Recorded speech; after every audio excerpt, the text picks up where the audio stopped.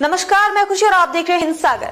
आइए नजर डालते हैं आज की बड़ी खबर पर। क्या है नेशनल हेराल्ड मामला, जिसमें सोनिया और राहुल गांधी के खिलाफ दायर हुई चार्जशीट। नेशनल हेराल्ड मामले में कांग्रेस की पूर्व अध्यक्ष सोनिया गांधी और लोकसभा में विपक्ष के नेता राहुल गांधी की मुश्किलें बढ़ सकती हैं। दरअसल प्रवर्तन निदेशालय (ईडी) ने शिकंजा कसते हुए मनी लॉन्ड्रिंग मामले में आरोप पत्र दायर किया है। जांच एजेंसी की ओर से दिल्ली की राउज एवेन्यू कोर्ट में आरोप पत्र दाखिल किया गया है। ईडी ने दोनों नेताओं को मनी लॉन्ड्रिंग मामले में आरोपी बनाया है।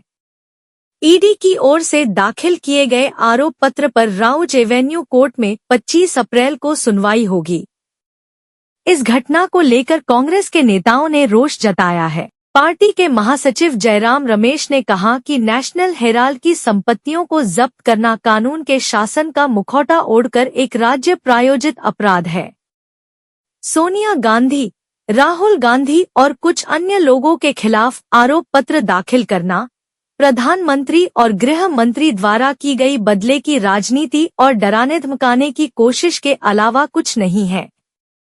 भारतीय राष्ट्रीय कांग्रेस और उसका नेतृत्व चुप नहीं बैठेगा। सत्यमेव जयते। ऐसे में यह जानना अहम है कि नेशनल हेराल्ड का मामला क्या है। इसमें सोनिया गांधी और राहुल गांधी का नाम क्यों आया? क्या कांग्रेस के कोई और नेता भी इस मामले में आरोपी बनाए गए हैं? आइए जानते हैं। पहले जानें, क्या है नेशनल हेराल्ड से जुड़ा मामला। देश के पहले प्रधानमंत्री पंडित जवाहरलाल नेहरू ने 20 नवंबर 1937 को एसोसिएटेड जर्नल लिमिटेड यानी एजेएल का गठन किया था। इसका उद्देश्य अलग अलग भाषाओं में समाचार पत्रों को प्रकाशित करना था। तब एजेएल के अंतर्गत अंग्रेजी में नेशनल हेराल्ड, हिंदी में नवजीवन और उर्दू में कौमी आवाज समाचार पत्र प्रकाशित हुए। भले ही एजेएल के गठन में पंडित जवाहरलाल नेहरू की भूमिका थी, लेकिन इस पर मालिकाना हक कभी भी उनका नहीं रहा, क्योंकि इस कंपनी को 5000 स्वतंत्रता सेनानी सपोर्ट कर रहे थे और वही इसके शेयर होल्डर भी थे। 90 के दशक में ये अखबार घाटे में आने लगे। साल 2008 तक एजेएल पर 90 करोड़ रुपए से ज्यादा का कर्ज चढ़ गया। तब एजेएल ने फैसला किया कि अब समाचार पत्रों का प्रकाशन नहीं किया जाएगा। अखबारों का प्रकाशन बंद करने के बाद एजेएल प्रॉपर्टी बिजनेस में उतरी। बता दें कि शांति भूषण और मार्कंडेय काटजू के पिता के नाम पर एजेएल में शेयर थे। फिर मामला दर्ज हुआ 2012 में। भाजपा के नेता और देश के नामी वकील सुब्रमण्यम स्वामी ने नेशनल हेराल्ड मामले में सोनिया गांधी, राहुल गांधी, मोतीलाल वोरा, ऑस्कर फर्नांडीज, पत्रकार सुमन दुबे और टेक्नोक्रेट सैम पित्रोदा के खिलाफ मामला दर्ज कराया। तब केंद्र में कांग्रेस नेतृत्व वाली यूपीए की सरकार थी।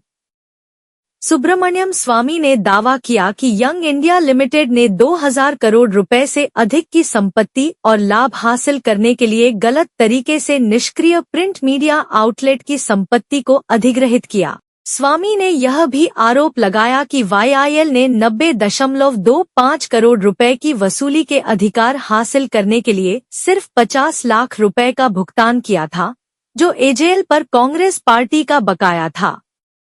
यह राशि पहले अखबार शुरू करने के लिए कर्ज के रूप में दी गई थी।